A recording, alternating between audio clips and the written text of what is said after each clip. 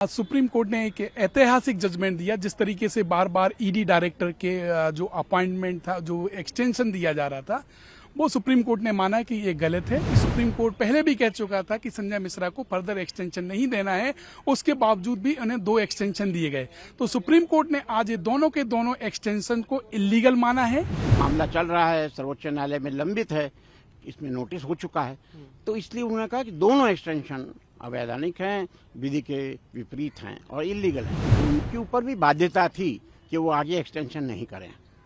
उसके बावजूद भी वो सरकार ने कानून निर्देशों के खिलाफ उसको दिया, एक्सटेंशन दिया है। तो वही सर्वोच्च न्यायालय ने कहा कि वैसा नहीं कर सकते। आज सुप्रीम कोर्ट ने एक ऐतिहासिक जजमेंट दिया। जिस तरीके से बार बार ईडी डायरेक्टर के जो अपॉइंटमेंट था, जो एक्सटेंशन दिया जा रहा था, वो सुप्रीम कोर्ट ने माना कि ये गलत है, क्योंकि जिस तरीके से जो एजेंसी है उसकी न्यूट्रलिटी दिखनी चाहिए। और गवर्नमेंट बार बार एक ही व्यक्ति को, जबकि सुप्रीम कोर्ट पहले भी कह चुका था कि संजय मिश्रा को फर्दर एक्सटेंशन नहीं देना है, उसके बावजूद भी उन्हें 2 एक्सटेंशन दिए गए। तो सुप्रीम कोर्ट ने आज ये दोनों के दोनों एक्सटेंशन को इलीगल माना है। टाइम जरूर दिया है 31 जुलाई तक का, मगर ये कहते हुए दिया है कि गवर्नमेंट इस दौरान अपनी जो नया डायरेक्टर अपॉइंट करने की प्रक्रिया पूरी कर ले। तो ये जो आज सुप्रीम कोर्ट का 3 जजेस बेंच का जो जजमेंट आया है, हिस्टोरिकल जजमेंट है।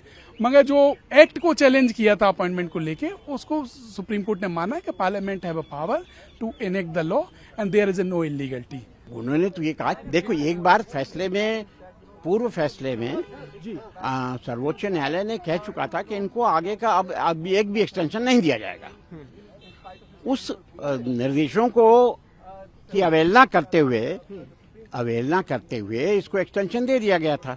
फिर जब हम लोगों ने 2021 के एक्सटेंशन को चैलेंज किया था, नोटिस हो चुका था सरकार में, सरकार के खिलाफ नोटिस इश्यू हुआ था कोर्ट के द्वारा। तो उस समय भी, उस दरमियान ही इन्होंने फिर एक एक्सटेंशन दे दिया 2022 में, 1 साल का। यानी उनको ये बात की फिक्र ही नहीं थी कि भाई मामला चल रहा है, सर्वोच्च न्यायालय में लंबित है, इसमें नोटिस हो चुका है।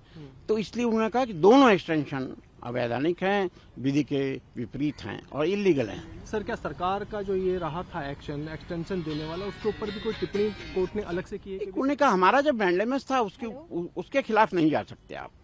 और वो मैंडेमस में आप समझ लीजिए कि संजय मिश्रा स्वतः पार्टी थे। तो जो आदेश पारित होता है, ये लीगल लैंग्वेज में कहलाता है जजमेंट इन पर्सोनेम।